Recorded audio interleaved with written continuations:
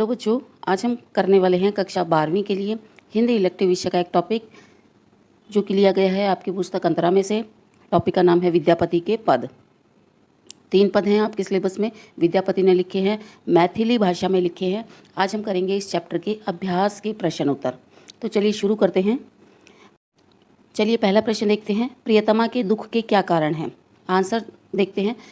ये प्रश्न जो है पहले पद में से लिया गया है। इस पद की व्याख्या 2 तरीके से हम कर सकते हैं, या तो पति और पत्नी को लेकर के इस पद की व्याख्या की जा सकती है, या फिर राधा और कृष्ण को लेकर के इस पद की व्याख्या की जा सकती है। गोपी और कृष्ण को लेकर भी इस पद की व्याख्या की जा सकती है। हम सिंपल पति और पत्नी के संदर्भ में इस प्रश्न का उत्तर देखेंगे। प्रियतमा इसलिए दुखी है क्योंकि जितने भी व्यक्ति विदेश में गए हुए थे वो सभी वापस आ गए हैं, केवल नायिका का पति वापस नहीं आया है। नायिका उसके पास अपना संदेश भिजवाना चाहती है, अपना पत्र भिजवाना चाहती है, लेकिन कोई ऐसा व्यक्ति है नहीं जो उसका संदेश लेकर के उसके पति तक चला जाए। नायिका कहती है कि सावन का महीना भी आ गया है और अब उससे इतने बड़े घर में अकेले नहीं रहा जाता। पति से बिछड़ने का दर्द अब उससे और ज़्यादा सहन नहीं किया जा सकता। किसी भी काम में उसका मन नहीं लगता क्योंकि उसका मन उसके पति अपने साथ ले गए हैं। उसका पति विदेश में जाकर के बस गया है और अपनी पत्नी को बिल्कुल ही भूल गया है, नायिका को बिल्कुल ही भूल गया है, और पति का वियोग ही प्रियतमा के दुख का कारण है। इसको हम राधा और कृष्ण के संदर्भ में भी ले सकते हैं कि कृष्ण जो है गोकुल को छोड़ करके मथुरा चले गए हैं, तो पूरा गोकुल व्याकुल हो गया है श्री कृष्ण से मिलने के लिए। वो उसकी वेट करते हैं, लेकिन श्री कृष्ण बहुत समय तक वहाँ नहीं आते। तो गोपियों की भी सेम दशा थी, राधा की भी सेम दशा थी। आप किसी भी एक संदर्भ को उठा करके इस पैरा को एक्सप्लेन कर सकते हैं। दूसरा प्रश्न देखते हैं, कवि नयन न तिरपित भेल के माध्यम से नायिका की किस मनोदशा का वर्णन करना चाहते हैं। आंसर देखते हैं। ये जो लाइन है ये सेकंड पैरा में से आपकी ली गई है। इस पद में 2 गोपियां आपस में बात करती हैं और एक गोपी दूसरी से, अपनी सखी से श्री कृष्ण के प्रेम का अनुभव पूछना चाहती है। यानी 2 फ्रेंड्स हैं, वो आपस में बात करती हैं। एक जो है दूसरी से उसके प्रेम का अनुभव पूछना चाहती है कि तुम श्री कृष्ण से प्रेम करती हो, तुमने उनके साथ समय बिताया है, तो उसका अनुभव कैसा है। तो वो सखी जो है अपना अनुभव बताते हुए कहती है कि श्री कृष्ण के प्रेम का अनुभव ऐसा है जिसको शब्दों के माध्यम से नहीं बताया जा सकता। वह उसके साथ चाहे कितना भी समय व्यतीत कर ले, उनके दर्शन करते करते चाहे कितना भी समय व्यतीत क्यों न हो जाए, उनके दर्शनों से मन नहीं भरता। यानी पूरे जीवन भर भी यदि हम श्री कृष्ण का रूप निहारते रहें, उनको देखते रहें, वो हमारे सामने बैठे रहें, तब भी श्री कृष्ण का रूप इतना सुंदर है, इतना मोहित कर देने वाला है कि उनके दर्शनों से मन नहीं भरता। श्री कृष्ण के दर्शन से आँखें कभी भी तृप्त नहीं हो सकती। इस पंक्ति का अर्थ ये है, नयन न तिरपित भेल, आंखें कभी भी तृप्त नहीं हो सकती। किससे तृप्त नहीं हो सकती? श्री कृष्ण के दर्शनों से। तीसरा प्रश्न देखते हैं, नायिका के प्राण तृप्त न हो पाने का कारण अपने शब्दों में लिखिए। अभी जो हमने सेकंड क्वेश्चन पढ़ा ये सेम उसी प्रकार का है, लेकिन इसमें पूरे पैरा का हमें बताना पड़ेगा। आंसर देखते हैं। विद्यापति के इस पद में नायिका श्री कृष्ण के प्रेम से कभी भी तृप्त नहीं होती। पद कैसे शुरू होता है? एक गोपी अपनी सखी से उसके प्रेम के अनुभव जानना चाहती है कि श्री कृष्ण के साथ उसका बिताया गया समय, उसका प्रेम कैसा व्यतीत हुआ, कैसा लगता है, तो वो वाले अनुभव वो जानना चाहती है। तो दूसरी सखी जो है अपने अनुभव बताते हुए कहती है कि श्री कृष्ण के प्रेम का अनुभव कभी भी शब्दों में नहीं बताया जा सकता। श्री कृष्ण का प्रेम हर पल नया लगता है। जितनी बार भी उन्हें देखे उनका रूप हर पल नया लगता है, उनका प्रेम का एहसास हर पल नया लगता है। हम चाहे कितने जन्मों तक उनको देखते रहें, लेकिन हमारी आंखें कभी भी उनके दर्शन से तृप्त नहीं होती। श्री कृष्ण के साथ हम चाहे कितनी भी प्यार भरी बातें क्यों ना कर लें, लेकिन हमारे कान उनकी मधुर आवाज़ को सुनने के लिए हमेशा तड़पते रहते हैं। श्री कृष्ण के प्रेम में चाहे कितनी भी मधुर रातें क्यों ना बिता ले, फिर भी हमारा मन उनके प्रेम को हमेशा तरसता रहता है।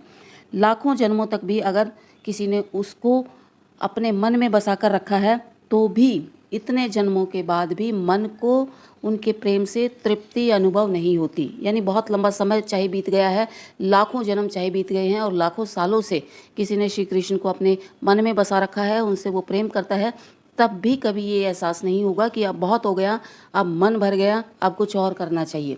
श्री कृष्ण का प्रेम ऐसा है, उनका आकर्षण ऐसा है कि ना तो आंखें तृप्त होती हैं, ना कान तृप्त होते हैं, ना प्रेम से आत्मा तृप्त होती है। अगला प्रश्न देखते हैं। इसमें भी एक पंक्ति का भाव हमें बताना है। सेह प्रीति अनुराग बखानिय तिल तिल नूतन होय से लेखक का क्या आशय है। पिछले दो प्रश्न जो हमने पढ़े ये भी उसी पद का एक पंक्ति है। आंसर देखते हैं। इस पद में एक सखी दूसरी सखी से पूछती है कि उसका श्री कृष्ण के साथ प्रेम का अनुभव कैसा है।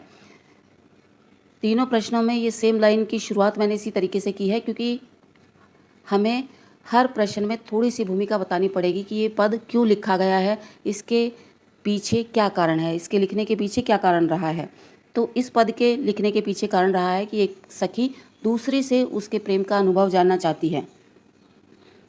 तो वो दूसरी सखी जो है उत्तर देती है कि श्री कृष्ण के साथ बिताए गए समय का अनुभव, उसके प्रेम का अनुभव शब्दों में बयान नहीं किया जा सकता, वो केवल अनुभव किया जा सकता है, केवल महसूस किया जा सकता है। वो फीलिंग कैसी है उसको हम बोल करके नहीं बता सकते। श्री कृष्ण का प्रेम इतना अद्भुत है कि उसे अभिव्यक्त करना लगभग असंभव है। श्री कृष्ण का प्रेम हर पल रंग बदलता है। चाहे हम उनको कितने भी जन्मों तक प्रेम करते रहें, लेकिन हर पल उनका प्रेम हमें नया अनुभव देता है। हर बार उनको देखने पर उनका रूप नया लगता है, हर बार उनके साथ बात करने पर उनकी बातें नई लगती हैं, हर बार उनके साथ प्रेम करने पर उनका प्रेम नया लगता है। सेह प्रीति अनुराग बखानिया, यानी कि स्नेह को, उनकी प्रीति को, उनके अनुराग को अगर हम बखान करना शुरू करें तो वो ऐसा है तिल तिल नूतन होए, कि वो हर पल हर क्षण नया होता जाता है। इस पंक्ति का सिंपल सरलार्थ ये है। ये अगला प्रश्न देखते हैं। प्रश्न नंबर 5। कोयल और भंवरे के कलरव का नायिका पर क्या प्रभाव पड़ता है। थर्ड पैरा है। थर्ड पैरा में इस पद में विद्यापति ने बताया है कि श्री कृष्ण के चले जाने के बाद नायिका की, किसी भी नायिका का उदाहरण ले सकते हैं या फिर हम राधा को इंडिकेट कर सकते हैं, इसमें भी नायिका की क्या दशा हो गई है। श्री कृष्ण के बिना उन्हें इस संसार में कुछ भी अच्छा नहीं लगता।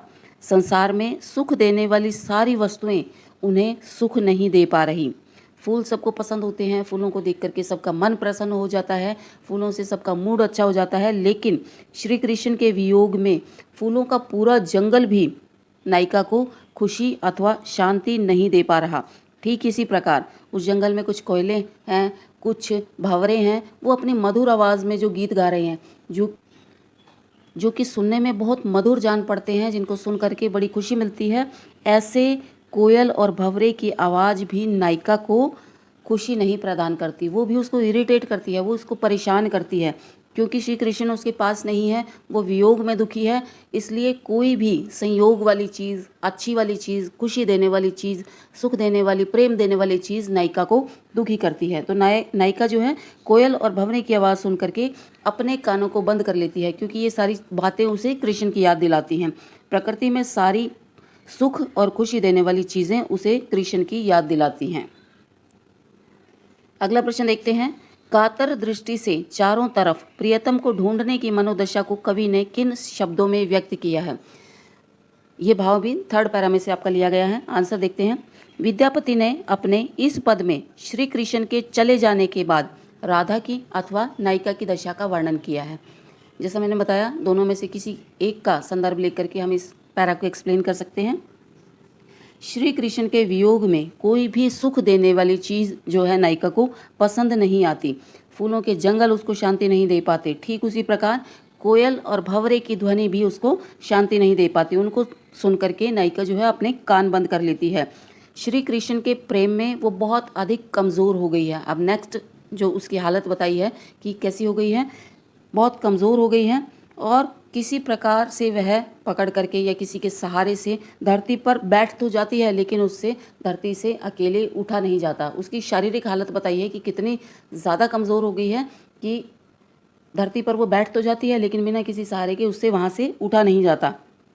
एक बार जब वो धरती पर बैठ जाती है तो नायिका वहीं बैठे बैठे चारों तरफ कातर दृष्टि से श्री कृष्ण को खोजती रहती है। मतलब बिल्कुल प्यासे की तरह से, जैसे प्यासा पानी को खोजता रहता है इधर उधर, उसी प्रकार बिल्कुल कातर दृष्टि से एक जगह बैठ करके चारों तरफ अपनी गर्दन घुमा करके चारों दिशाओं में केवल श्री कृष्ण को खोजती रहती है कि पता नहीं कब कौन सी दिशा से वो आ जाएं और उनका दर्शन उसे मिल जाए।